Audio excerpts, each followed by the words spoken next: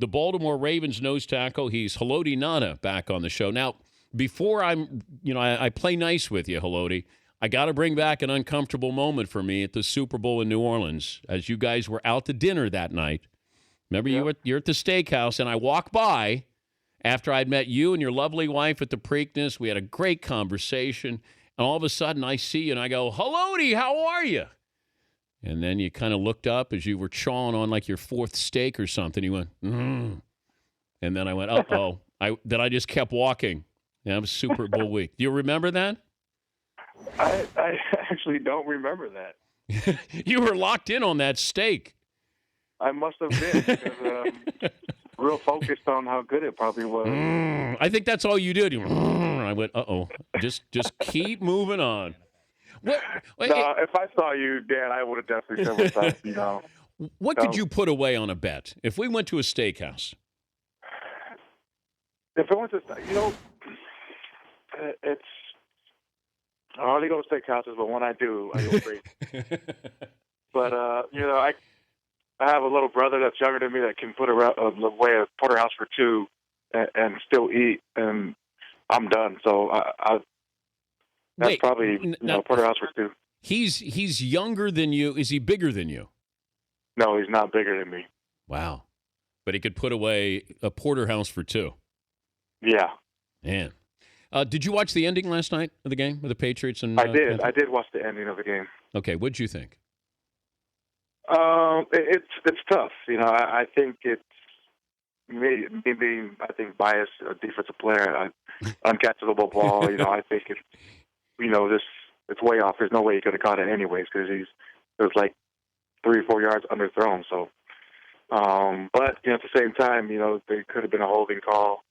And they could have got another playoff. So there's, it can go both ways. But I definitely thought it was an uncatchable ball. But you don't like the Patriots, right?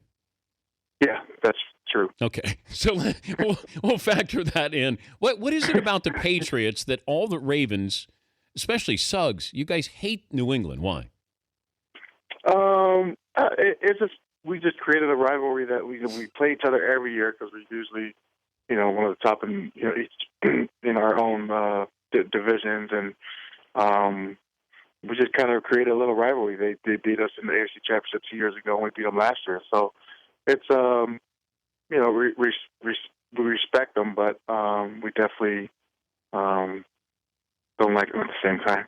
But you look at Brady's a pretty boy. Definitely, yeah. He wants every call. Does he cry? Does he whine to the officials when you guys are playing? I don't think that's really a question. You guys see it on TV all the time. Has he ever said anything to you during a game? No, or more just like take it easy on me because he knows I like to lay on him. Do you stay on Brady a little bit longer just because it's Brady? No. Because I don't want to get that whining flag. He'll whine to the ref, and I'll get a flag or something. But I wouldn't. I don't stay on him extra longer. Man. So he's the guy. He's the object. He's the face of the Patriots. So you got to hate somebody. So you start with Tom, and then you work your way down. Yep. Go to the offensive line, and Did you see the Ahmad Brooks hit on Drew Brees? I did. Okay. I did see that. I know you're a defensive player. I can't call a penalty there on it. No way. Okay. So you didn't think it was a penalty? It should have been. He's trying to keep his head out. He's trying to wrap him up. He's a shorter guy, first of all, and then that was a horrible call.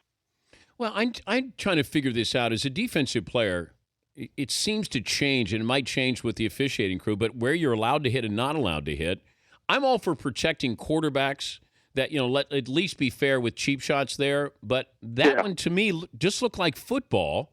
And, Brooks was fine. It cost him the game. Yeah, definitely. That call, definitely changed the whole game, and you got him able to win the game at the end. But that's just a tough call.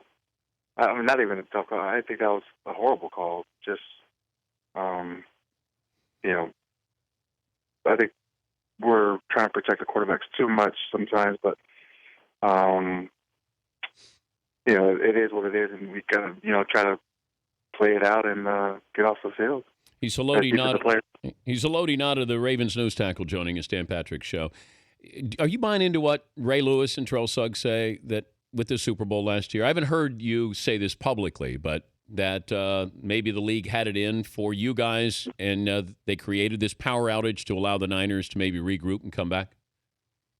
Yeah, it's tough because, you know, the Niners had to go through it too, but they also had a chance to regroup and you know, change their game plan. But I'm kind of with those guys just because you are a multi-million-dollar business. Billion dollar.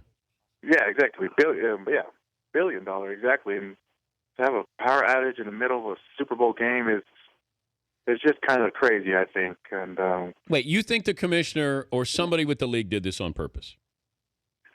I don't know. I don't know. I'm just happy we won. That's all I care about. Yeah, but you said you sort of see what Suggs and Ray Lewis are saying, Haloti. Yeah, definitely. I mean, it's tough to not, you know, think that at the same time. But why would the commissioner want the Niners to win and not the Ravens? Well, I don't think that he wanted him to win. I think he probably wanted it to be a better game. Okay. Because we're up 28 to, I don't know. So you think the commissioner was right there at the plug and he goes, "I'm ready to pull it now"? Yeah, definitely. He was doing that.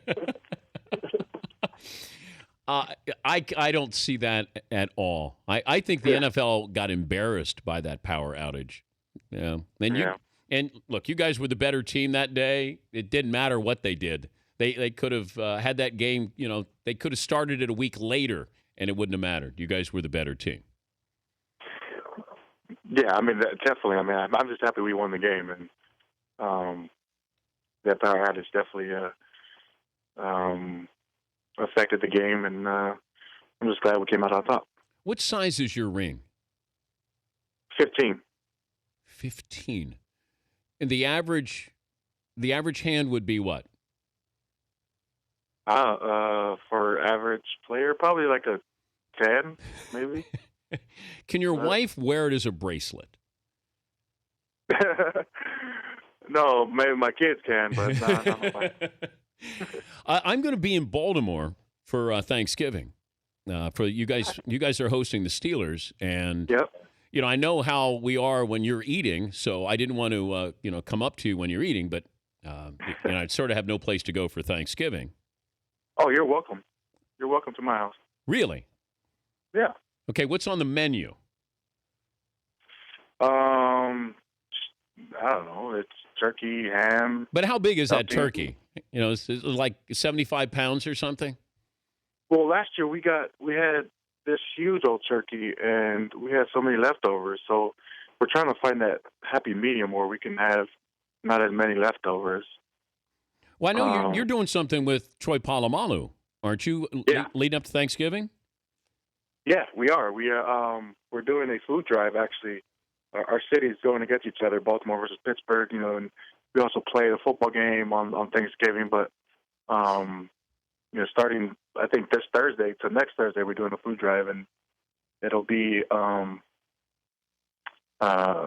virtual food drive. So basically you just donate your dollars, and then you can really, if you wanted to donate, just go to blitzhungerdrive.com or to my website, nota92.com, and you'll be able to donate that way. And there's hashtag BlitzHunger also that you can go to. All right. Yep. If I do show up at the house, what do I bring? Nothing. Okay. Just be hungry. That's it. Yeah. All right. Well, tell your lovely wife I said hello, because I know she'll be consistent when I see her as opposed to you. Who knows? Yes, you will be. Yes. Hey, good cause that you and Troy are hooking up with, and I will see you on that Thursday night in a couple of weeks in Baltimore. Awesome. Sounds good. Hi, buddy. That's Haloti Ngata. You can go to hashtag BlitzHunger. They're hooking up with a food drive there. The Dan Patrick Show, weekday mornings on Audience.